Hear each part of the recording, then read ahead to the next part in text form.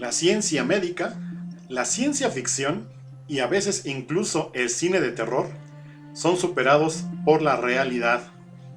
El caso que platicaré hoy es uno de los más impresionantes casos médicos de supervivencia tras un terrible y aparatoso accidente.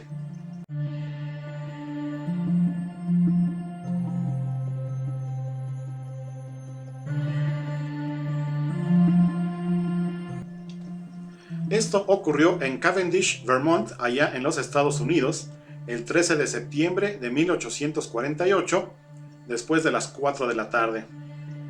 En aquel año se construía el camino ferroviario que uniría a los poblados de Rutland y Burlington en el estado mencionado. El capataz de la obra era Phineas P. Cage, hombre saludable, musculoso de 25 años de edad, 1,65 de estatura y 67,5 kilos de peso. Phineas dirigía un equipo de hombres encargados de perforar rocas para insertarles pólvora y detonarlas. A la hora mencionada, este hombre terminaba de colocar pólvora y una mecha en un hoyo cavado en una gran roca. Sus hombres cavaban unos metros atrás de él. En ese momento, algo llamó la atención del capataz, quien miró hacia atrás por encima de su hombro derecho. Al mismo tiempo, dejó caer la barra de hierro que utilizaba.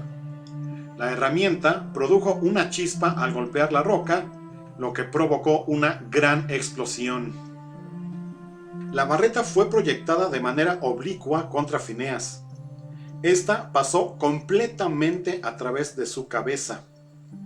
La barra siguió su trayectoria por el aire y fue a caer varios metros atrás del capataz, donde sus asistentes la recogieron después, manchada de sangre e incluso con materia cerebral.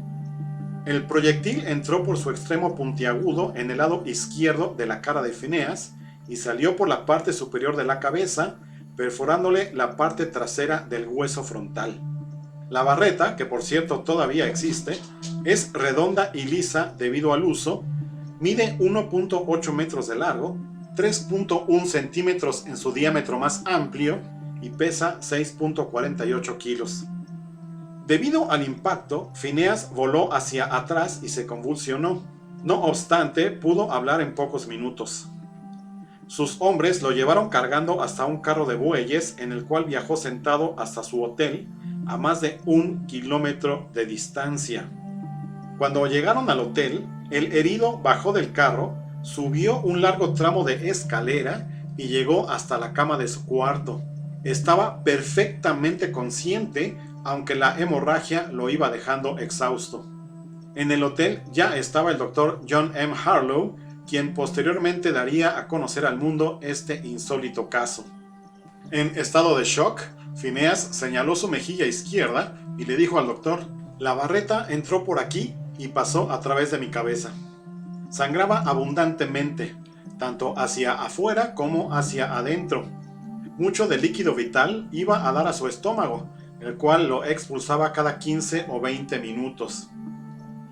El doctor Harlow observó que asomaban fragmentos de hueso por la herida de la parte superior de la cabeza. La materia cerebral sobresalía por la abertura y colgaba en tiras sobre el pelo del paciente.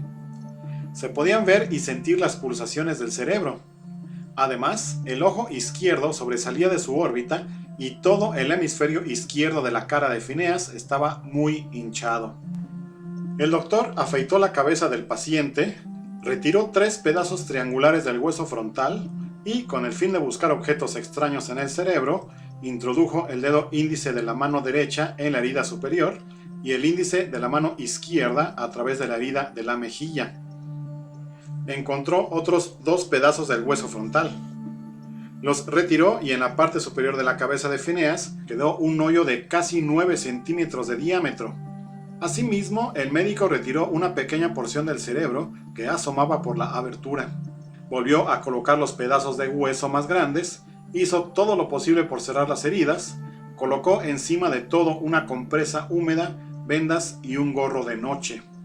Las manos y los brazos del paciente también requirieron de curaciones, ya que tenían quemaduras. Finalmente, el médico indicó a los asistentes de Phineas que vigilaran que el herido mantuviera la cabeza elevada durante la noche. Al día siguiente, Phineas sentía mucho dolor. La hemorragia no había cesado totalmente y su rostro continuaba hinchándose. Su madre había acudido a verlo y él la reconoció. 2 días después del accidente, las heridas ya no sangraban. La visión del ojo izquierdo de Phineas era muy borrosa y además deliraba.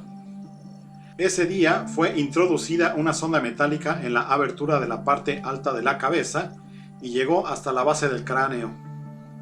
El paciente no opuso resistencia ni sintió dolor. Su cerebro en esos momentos carecía de sensibilidad. En los días que siguieron, se desprendió una pus fétida de las heridas y Phineas continuó expulsando partículas de hueso por la boca. A los 10 días de la explosión, el hombre perdió la visión del ojo izquierdo para siempre. A pesar de todo, el paciente parecía más fuerte y racional. Hasta entonces, al Dr. Harlow y a todos los que rodeaban a Phineas, no les había pasado por la cabeza la idea de que se recuperara. Sin embargo, el paciente estaba consciente y además había pedido comida. Para el 24 de septiembre escuchaba perfectamente con los dos oídos, podía decir el día y la hora en que vivía y daba muestras de estar mucho mejor. Sin embargo, al día siguiente su capacidad mental disminuyó. No hablaba a menos que fuera provocado y lo hacía con mucha dificultad. En los días siguientes entró en estado de coma. Amigos, familiares y asistentes esperaban que muriera de un momento a otro. De hecho, tenían listos ya el ataúd y la ropa y habían hecho los preparativos para trasladar sus restos a New Hampshire hasta el pueblo natal de Phineas Gage. Un compañero de trabajo le imploraba al médico que ya no hiciera nada más por el capataz, ya que solo prolongaba su sufrimiento. Para impacto de todos, el 6 de octubre Phineas dio grandes muestras de mejoría. Despertó y dijo que no sentía dolor. Pidió su ropa y solicitó ayuda para levantarse de la cama.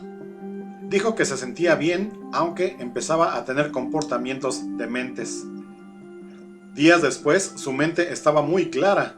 Señaló cuánto tiempo había pasado en cama, sabía cómo se había hecho esa herida y describió con detalle la explosión, además de mencionar el día y la hora en la cual ocurrió. Eso sí, cada vez se mostraba más caprichoso y obstinado. El 20 de octubre salió de la cama. La mente estaba más clara, aunque parecía un poco infantil. La abertura de la cabeza se cerró poco a poco con un manto membranoso. El 8 de noviembre, Phineas salió a la calle e hizo lo mismo durante una semana en ausencia del Dr. Harlow. En una de estas salidas salió sin abrigarse y pescó un resfriado, lo que provocó que sufriera una recaída. Sin embargo, se recuperó rápidamente y a finales del mes se mostró muy racional. La herida superior casi había cerrado por completo. El cerebro ya no se veía, pero se distinguían y se sentían las pulsaciones del mismo a través de la membrana que cerró la herida. Phineas Gage pasó el invierno en su casa, recuperándose, y en abril regresó a Cavendish, dispuesto a trabajar y llevando su barreta consigo. Aunque reconocían su capacidad en el trabajo, sus jefes ya no le encomendaron las mismas tareas y responsabilidades de antes, ya que ahora había cierto desequilibrio en las facultades intelectuales de Phineas. Se había vuelto caprichoso, irreverente e impaciente, características que no tenía antes de la explosión. Si antes había sido un hombre sensato, muy activo y persistente, ahora su actitud hacia el trabajo era casi infantil. Tiempo después trabajó en el circo del famoso P.T. Barnum, exhibiéndose junto con su barreta. En 1851 trabajó en una caballeriza en Hanover, New Hampshire, y en 1852 se fue a trabajar a Chile, donde cuidaba caballos y conducía un pesado carruaje tirado por 6 potros. Regresó a San Francisco en 1860 para vivir con su madre.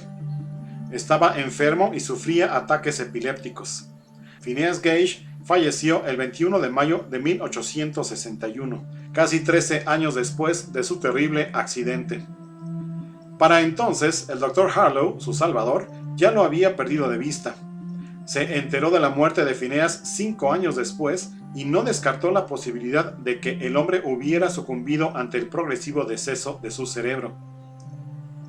A petición del Dr. Harlow y como una forma de agradecimiento, la familia Gage accedió a abrir la tumba de Phineas y regalar su cráneo al médico.